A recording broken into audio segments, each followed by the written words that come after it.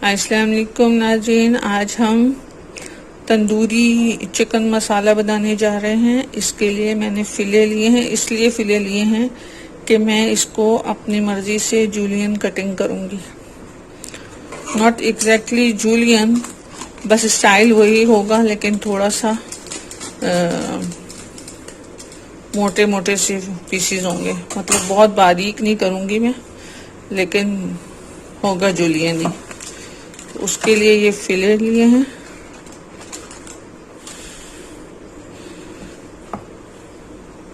इनकी थोड़ी सी सफाई करनी पड़ती है। इस तरह की थोड़ी सी चीजें होती हैं जिनको हम सीजर से निकाल लेते हैं।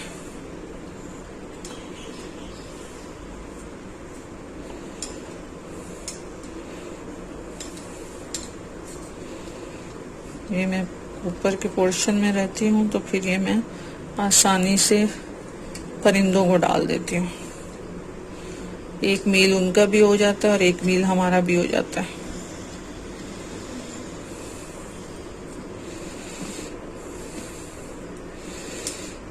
जो भी एक्स्ट्रा इस तरह की का फैट लगा हुआ होता है उसको उतार लेते हैं।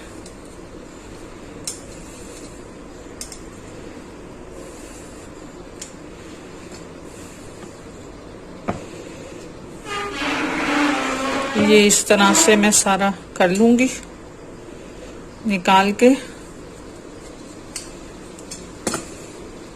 और फिर ये मैं इनको वॉश करके और इसमें डाल दूंगी जिसमें मुझे बनाना है। तो ये मैं कर लेती हूँ, फिर मैं आपको बताती हूँ।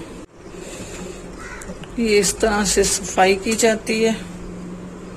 वो केन्स की चिकन है, मतलब मसले मसाइल सब में है। अब इस तरह के क्लॉट्स जो होते हैं वो मुनासिब नहीं होते, उनको निकालना ही पड़ता है।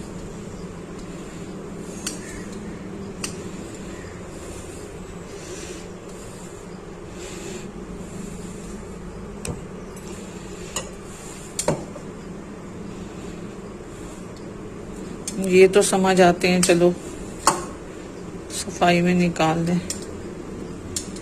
चीजों के रेट बढ़ते जा रहे हैं और मेयार गिरता जा रहा है।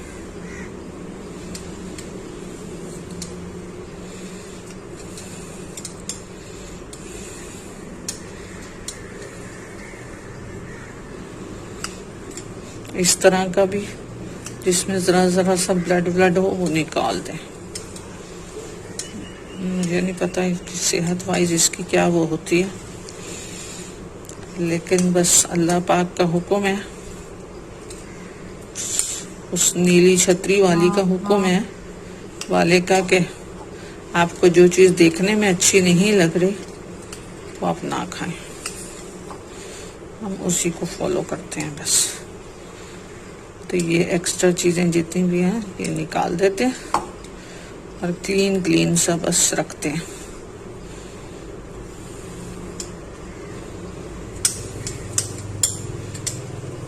थोड़ा सा टाइम लगता है इनको, लेकिन ये फिर आपको खाने में कोई हार्ड पीस नहीं आता खाने में, वरना ये चीजें च्यू करना भी आसान नहीं होता।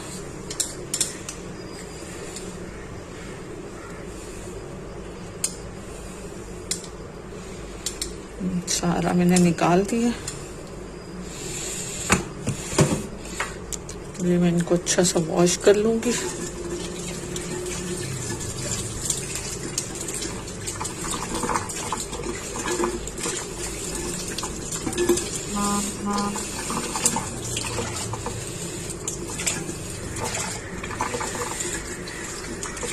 वॉश करके आपने जिसमें बनाना है आप उसमें रखना है।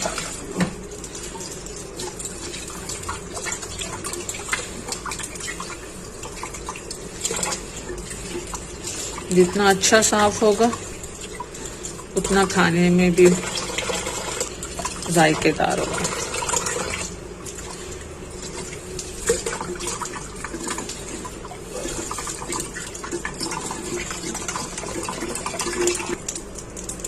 रॉ चिकन सेहत के लिए खाने में और उसके वाले हाथ बहुत अच्छी तरह आप किसी भी लिक्विड वॉश से अच्छी तरह वॉश करें, क्योंकि ये बहुत डेंजरस होती है।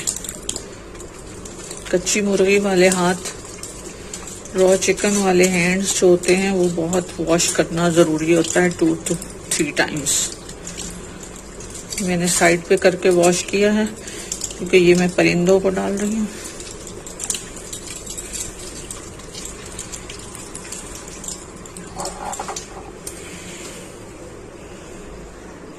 अब इसकी हम जूलियन कटिंग कर लेंगे।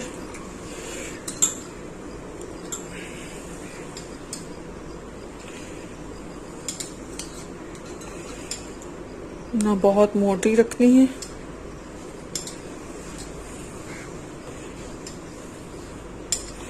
और ना ही बहुत थिन हो।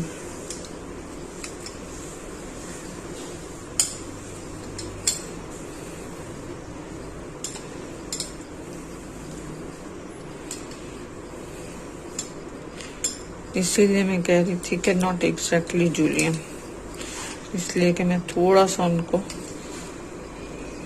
अलग शेप दे रही हूँ।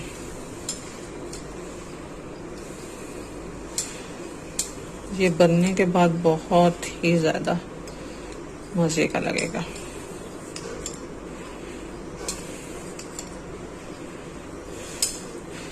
½ kg वाला पैकेट है ये, इसमें 3 फिले होते हैं, कभी 4 भी दे देते हैं, मगर उनकी मर्जी है।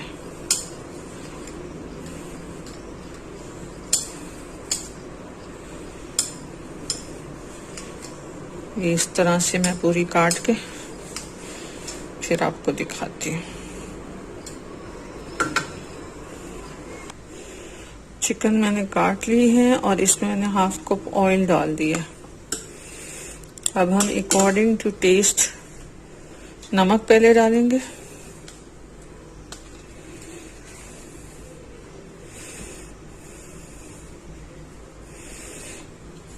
नमक बाद में डाल सकता है, मगर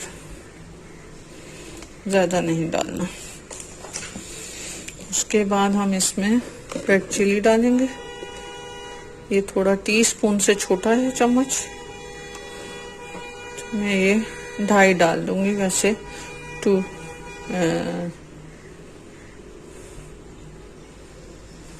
2 टीस्पून काफी है। हल्दी डलेगी इसमें,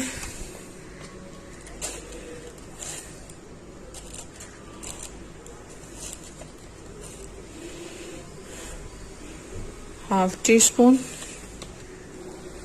कोरिएंडर पाउडर डलेगा इसमें।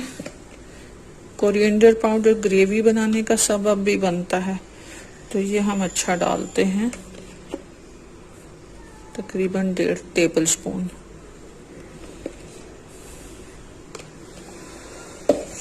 उसके अलावा हम डालेंगे शान का तंदूरी मसाला।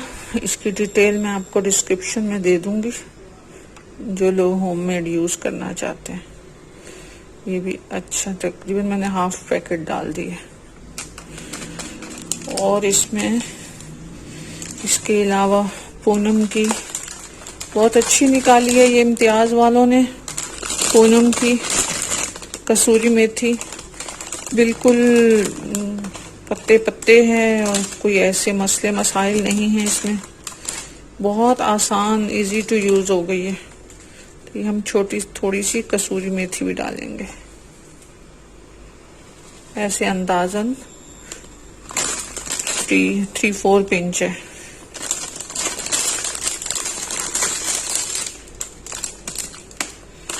इसके अलावा हम इसमें डालेंगे ब्राउन अनियन।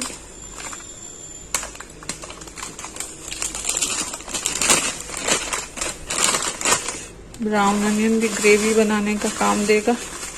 एक साथ साथ चिकन के जब भुनता है तो फिर वो घुलने में भी उतना ही आसान रहता है।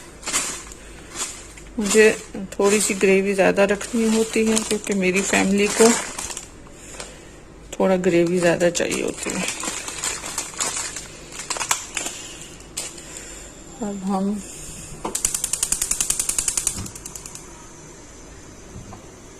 इसको आग पे कुछ देर के लिए भूनते हैं।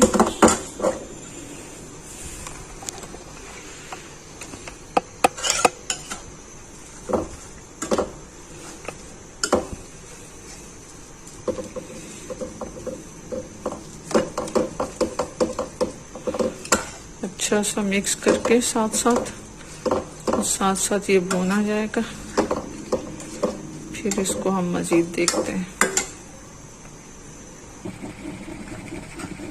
ये ऑलमोस्ट भुनने वाला है। बहुत अच्छी सी खुशबू आ रही है इसमें। ऑनियन भी बीच में मिक्स हो गया है।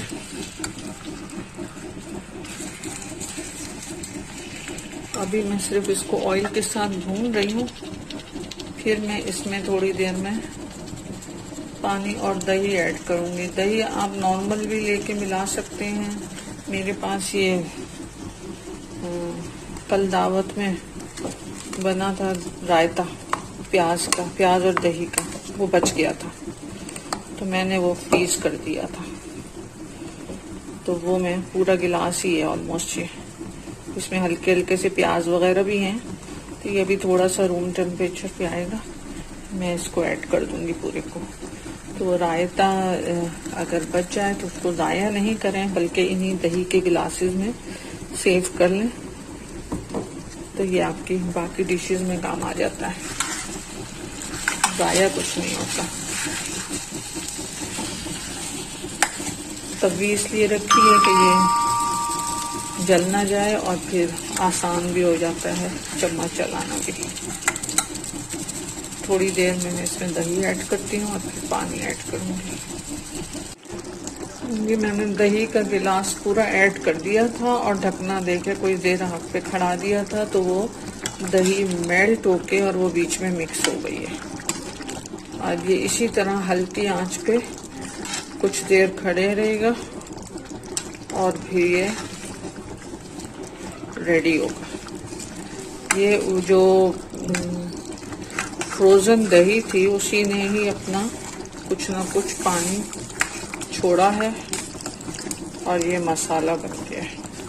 ये ग्रेवी इसी तरह बनती है। इसमें वही अनियन है और वही कोरिएंडर की ग्रेवी, 3 चीज़ों की ग्रेवी बनती है और दही के साथ। तो ये देखें, ये ऑलमोस्ट अभी भी ये देखें इस तरह का ही थिक सा हो गया है। लेकिन ये थोड़ी देर और पकेगा तो ये माशाल्लाह बहुत ही जायकेदार होगा। अभी मैं इसकी आंच हल्की कर देती हूँ।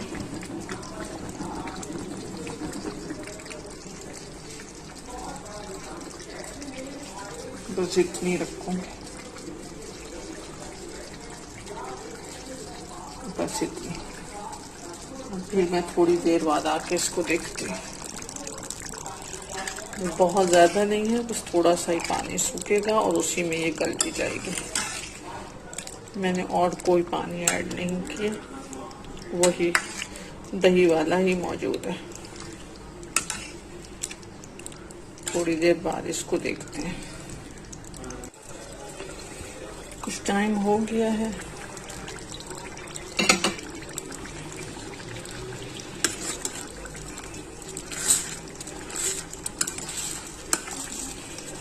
बस ये रेडी है बिल्कुल।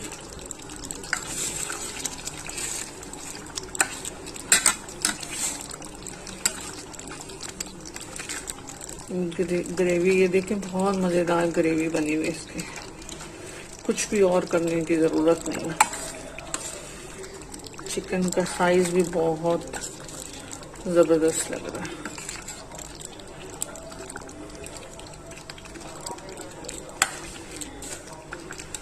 बस मज़ीद इसमें गार्निशिंग ही चाहिए और कुछ नहीं।